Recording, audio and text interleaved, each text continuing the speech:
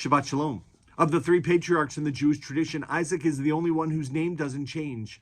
Abram becomes Avraham. Yaakov becomes Yisrael. But it is Isaac who was born Isaac and dies Isaac, a simple yet complex individual. The name Isaac or Yitzchak has always perplexed me. Why would one of the most tragic of all of our ancestors have the name that evokes and signifies laughter? Isaac often seems overlooked. Abraham is regarded as the father of the Jewish religion, and his grandson Jacob fathers the future of the Jewish people. But none of it would be possible without Isaac. Isaac was a young lad who at age 37 was almost sacrificed by his father, a son who after the death of his mother brought his girlfriend Rebekah into his mother's tent. And in this week's Torah portion, Tol'dot, he is a man who sees God and receives God's blessing.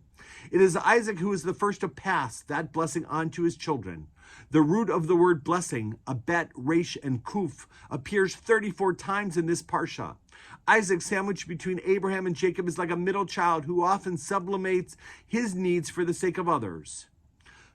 One of the only pieces of personal and background information we learn about Isaac in this week's Torah portion is that he redigs the wells that his father had dug.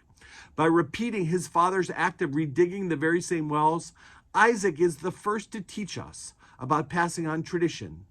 So often we think that we must do great big things, to undertake great events, to create awesome moments in our lives and in the lives of others.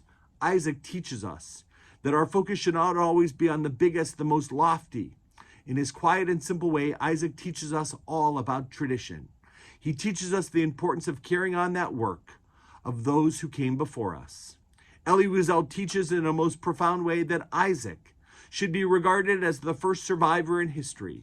As the first survivor, he had to teach us, the future survivors of Jewish history, that it is possible to suffer and despair an entire lifetime and still never give up the art of laughter. Thank you, Isaac, for teaching us about laughter and teaching us about tradition. Shabbat Shalom.